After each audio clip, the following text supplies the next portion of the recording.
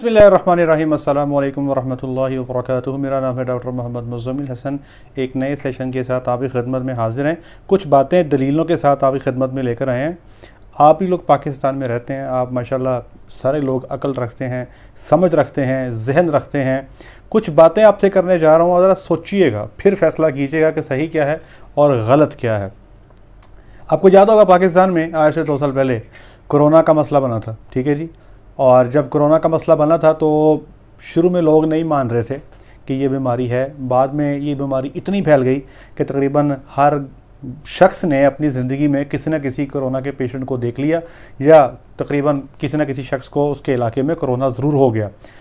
अच्छा जी, कोरोना की जब मर्ज़ आई है, आपको याद होगा कि जब किसी पेशेंट का पता लगता था कि फ़लाने महल्ले में कोरोना का पेशेंट है, तो एम्बुलेंसेस आया करती थी और उसमें से खलाई मखलूक निकलती थी जिन्होंने अजीब व गरीब कपड़े पहने होते थे। मरीज़ के पास जाते थे, उसको उठा के एम्बुलेंस में डाल के हॉस्पिटल ले जाते थे। हॉस्पिटल में कोरोना के वार्ड अलहदा थे और उस कोरोना के वार्ड में जो नर्सेज़ और जो डॉक्टर्स कोरोना के पेशेंट्स को डील करते थे वो मुख्तलिफ थे।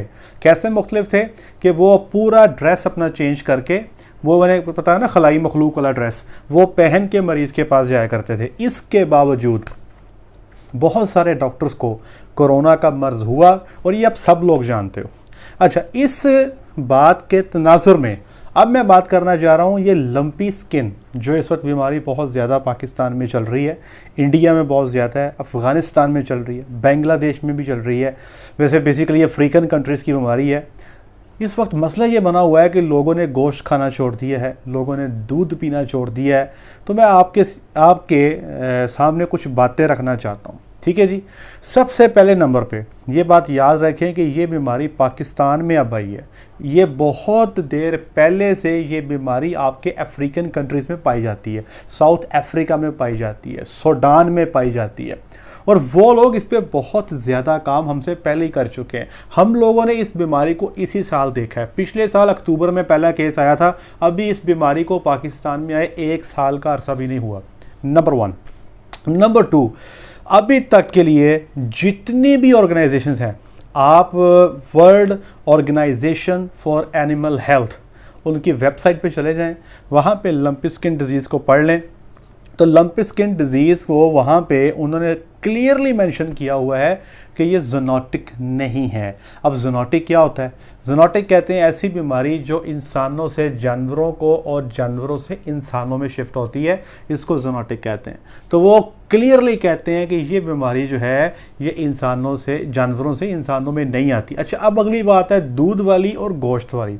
देखें, बीमारी की जो फैलाव की वजूहात हैं, वो जानवर जो बीमार हो जाता है, उस जानवर के ब्लड में, उस जानवर के थूक में, उस जानवर के जो आंखों से पानी निकलता है उसमें, उस जानवर के नाक से जो पानी निकलता है उसमें, और उस जानवर के जिस्म पे जहाँ पे तफड़ बने हैं, गिल्टियाँ बनी हैं, वहाँ पे वायरस बहुत बड़ी तादाद में मौजूद होता है, नंबर 1। नंबर 2, बीमारी फैलती कैसे है? बीमारी का जो फैलने का तरीका है वो है डायरेक्ट कॉन्टैक्ट, कि एक जानवर दूसरे जानवर के साथ रहता है तो वायरस इधर से उधर ट्रांसफ़र हो जाता है। और तीसरी सबसे बड़ी वजह क्या है जी? ये जो मक्खियाँ और मच्छर हैं, ये बीमारी को फैलाती हैं। अच्छा, अब मेरी ज़रा बात गौर से सुनिएगा।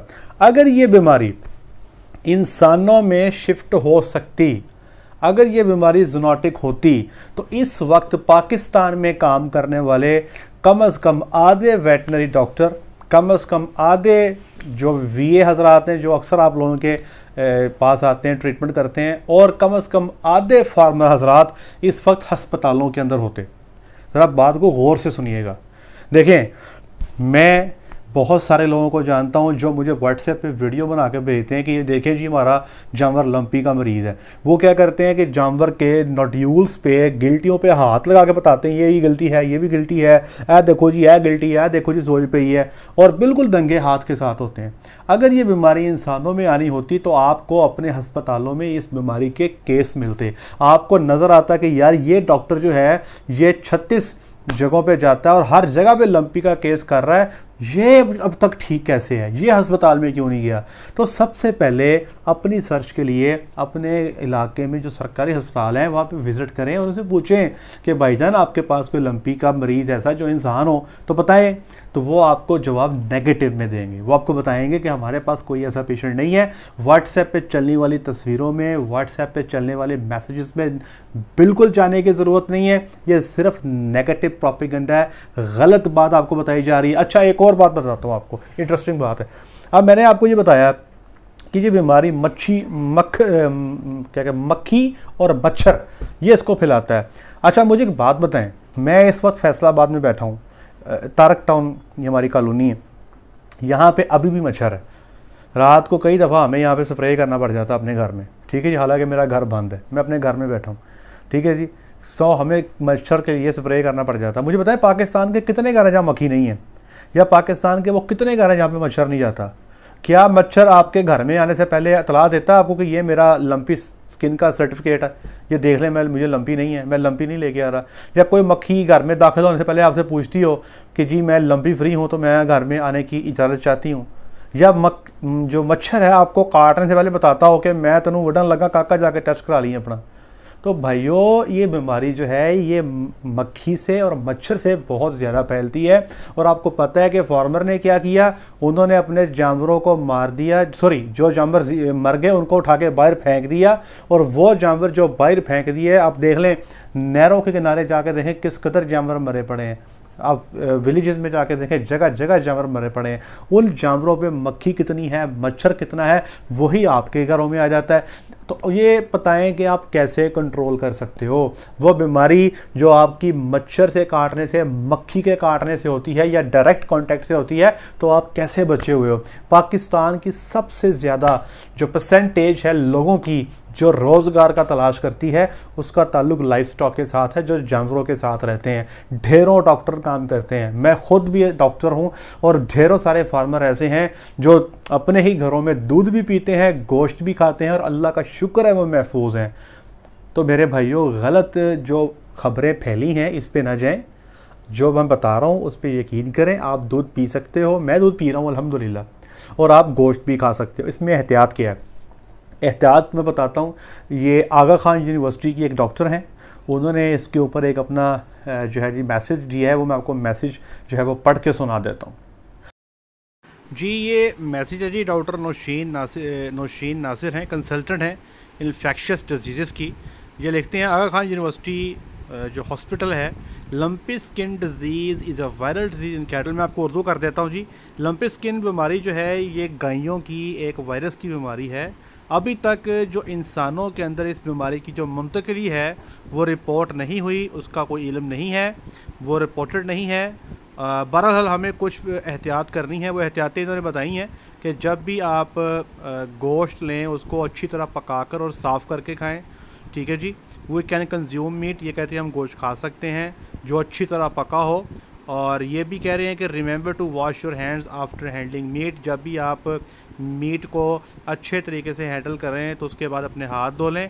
और आगे लिखा हुआ है कि कंज्यूम बॉइल्ड और पेस्चराइज्ड मिल्क, आप उबला हुआ दूध जिसको बॉयल किया गया हो या फिर जो पेस्चराइज्ड दूध है उसको आप इस्तेमाल कर सकते हो। तो भाई ये दो ही एहतियातें हैं भाईजान, दूध को उबाल के पियो, गोश्त को पका के खाओ। ये तो हम पहले भी ऐसे ही करते हैं पाकिस्तान में, क्या ख्याल है।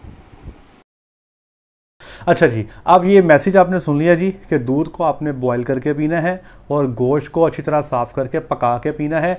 इंशाअल्लाहुल अज़ीज़ आपके अंदर ये बीमारी जो है इंशाअल्लाह नहीं आएगी। अच्छा, एक और बात, लोग क्या कर रहे हैं, जिनको दूध नहीं पीना,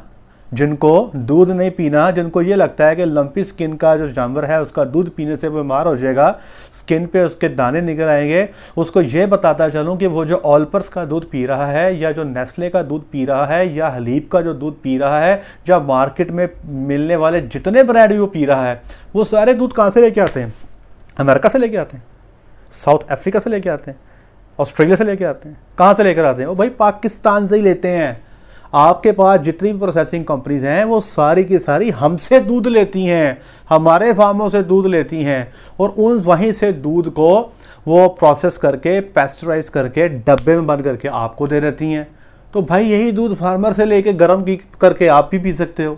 तो इस बात को मेरा मशवरा ये है, ये जो लोग भी मुझे सुन रहे हैं, आप सबसे गुजारिश है इसको अपने तमाम व्हाट्सएप ग्रुप्स में इस मैसेज को शेयर करें। मैंने बड़ी दलीलों के साथ आपको ये बात बताई है, और कोई भी समझदार बंदा उनके लिए दलील काफ़ी है कि अगर ये बीमारी इंसानों में आनी होती तो इस वक्त अब आपके अंदर आप जानते होंगे कि तकरीबन लंपी स्किन जो है हर गली हर मोहल्ले में गुजर चुकी है। वहाँ से शुरू हुई कराची से बहावलपुर, रहीम यार खान, चलती चलती फैसलाबाद से होती होती अब ये वो केपी की तरफ निकल गई है। आपके इलाके में वो आपने हर बंदे ने ही केस देख लिया होगा। जब ये बीमारी हर गांव से गुजर चुकी, हर विलेज से गुजर चुकी, तो आप कैसे बच गए अभी तक? क्या आपने अपनी आंखों से कोई केस देखा लंपी का किसी इंसान को? नहीं देखा। फेसबुक पे देखा होगा, हाँ जी, व्हाट्सएप पे भी देखा होगा, वो मैंने भी देखे हैं, 2-4 हैं। एक ही टांगों पे 4 दाने, एक ही जिस्म पे 6 दाने, वो आपने भी देखे होंगे और वही चल रहे हैं। तो खुदारा इन चीज़ों पे कान न धरें, हमें सोचना है, हमें अक्लमंदी से फ़ैसला करना है, हमें गलत चीज़ों के पीछे नहीं चलना। अब तो हुकूमत पाकिस्तान ने भी इस पे जो है वो अपना जो है बयान जारी कर दिया है कि भाई ये दूध इस्तेमाल कर सकते हो, आप गोश्त भी इस्तेमाल कर सकते हो, गोश्त को पका कर खाओ, दूध को उबाल कर पियो। उम्मीद है कि ये मैसेज आप सब लोगों को पहुँचाएँगे, सदका जारिया समझ के पहुँचाएँ, लोगों का डर ख़त्म करें।